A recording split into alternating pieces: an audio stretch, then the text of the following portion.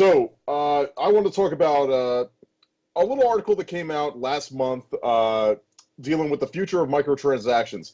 Now, this is specifically dealing with EA, and EA specifically with their FIFA Ultimate Team. Video Games Chronicles writes that the Netherlands Gaming Authority will be allowed to fine Electronic Arts 500,000 euros every week it sells loot boxes in FIFA Ultimate Team after the feature was deemed in violation of gambling rules by a judge there. The independent body of that was looking over this ruled in 2018 that FIFA's Ultimate Team Packs mechanic was in violation of its Gambling Act and suggested the weekly fine up to a maximum of 10 million euros. Jeez. So it could have been 10 million euros, Oh my but God. now it's 500,000 euros a week, which was then challenged by EA in court. The weekly fine is split up between EA and its Swiss subsidiary, but obviously EA is appealing the decision. They're arguing that the content of its Ultimate Team packs only had value within the game itself, as they could not be converted into money. So it can't be. Their argument is it's not gambling because you're buying things that don't really exist. Like, it's not like you can win extra money or anything like that. Sure, right. You can't just resell your stuff. It can't be converted back into cash. So you're not like trying to turn your money into more money. You're just buying something, and potentially you could be getting something you could not. It's just the way it goes. There's still a gamble there. There's still, and I don't disagree with you. I'm just giving like their I got argument toward it. But as such, the judge who was hearing this case agreed with us as well and dismissed it and ordered that if the company wants to avoid the weekly fine, they need to disable loot boxes within 3 weeks of the decision. And that decision was made back, I believe, October 28th, if I'm 29th. So we're just about there. We're just about there. But again, EA is appealing the decision, so obviously then at that point, if it reaches another court, then you get an injunctive action put on that, so then that gets withheld. And they're not going to be paying that until they finally come to a final decision on this. EA, as I mentioned, is going to appeal the decision, claiming that players all over the world have enjoyed FIFA and FIFA Ultimate Team mode for many years, and as such, we are disappointed by this decision and what it may mean for our Dutch community. We do And not for our believe, wallets. Exactly. We do not believe that our products and services violate gambling laws in any way. We are appealing this decision, and we seek to avoid a situation impacting the ability of Dutch players to fully experience and enjoy FIFA Ultimate Team. Now, obviously, this was a couple of weeks ago. So, as of November 12th, this is not directly dealing with this case, but it is tied in with it. As of November 12th, EA has launched an in-game monitoring tool into FIFA called FIFA Playtime, which will track how much time you've played FIFA, as well as how much in-game currency you've spent. And the key phrase there is in-game currency. It's not telling you how much real-world money that you've been spending in FIFA. This is part of their new initiative called Positive Play Project, which is designed to help show that the company is attempting to be proactive about their business practices they've been accused of to this point. Okay. This comes off the heels of yet another class action lawsuit that was recently filed, claiming EA uses their dynamic difficulty adjustment tools, which they have patented to them, to encourage players to spend more money on FIFA Ultimate Team. Wow. So the long and short of it, this isn't necessarily the loot boxes themselves. This is, you're going to get, let's say, Pele. In your Pele, for those of you who are not sports minded, was a very famous soccer player from back in the day. You could get him on to your FIFA Ultimate Team, and he has his player scores at 99, right? And basically, with this difficulty adjustment tool, they would scale him back in game from his actual 99, so he doesn't play as well as he probably should, which the idea is that then it would encourage you to keep playing, to keep putting more money into the loot box mechanic to try and get more players to surround him with to try and bring up the overall score of the team that you have. Yeah.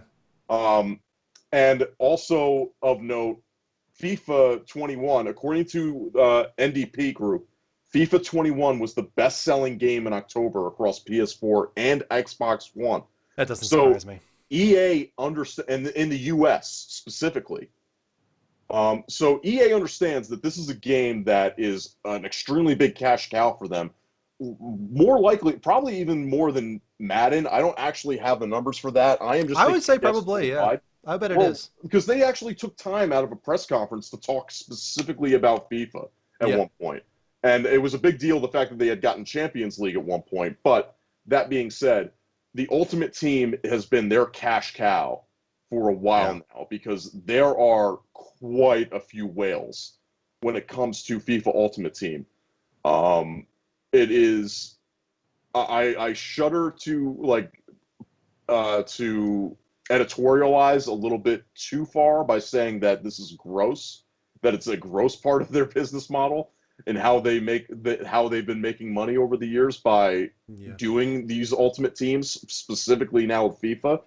But the implication now that this could be considered gambling, and that they're actually going to be facing real fines in a real country in the EU, which, just because it's the Netherlands, you know that the rest of the EU is also going to be bringing this up. I mean, 500,000 euros a week, guys. Yeah, so I guess it brings up the question of, could this change microtransactions as a whole if this actually does eventually go through? It's taken its sweet time happening, right? It's been years of us wondering, like, is it going to be considered gambling? Is it not going to be considered gambling? Are we going to see loot boxes go away? Are loot boxes even gambling? There's been all these questions for, I feel like, 5 years now, it feels like. And we've been seeing some more of these companies trying to move away from the loot box model. I mean, we saw it with Call of Duty recently and Fortnite, going with a battle pass model where they actually lay out to you, here's what you can get. You just either have to play or you can just pay to just jump to the front of the line. So they give you, but at the very least, that's a better option because you know what it's going to take to get to a certain point. It's still not necessarily, I mean, with the way that Call of Duty recently has been weighting their guns and how a lot of these things are OP that are within the Battle Pass to start off with, it could definitely feel like play to win or pay to win in some respects. But it's not nearly as gross as, say, I mean, currently, for those of you who are listening to the podcast version of this, we're showing footage right now of Battlefront 2. Ugh. Battlefront 2, absolutely, with the way that they were doing their loot boxes, it was awful. You never knew what you were going to get. You were constantly throwing money and hoping that you were going to get something to work. It's the same kind of way with Genshin Impact right now. Yeah. Right. So you have to kind of look at it like, are we going to see the end of loot boxes at this point? Because it seems like the juice isn't nearly worth the squeeze. Especially, they'll find a different way though, right? Because we talk about this a lot with Game Pass being maybe pushing people further towards microtransactions as a way of subsidizing or getting money back on going in on that sort of system, that delivery method. So I don't think microtransactions are going anywhere.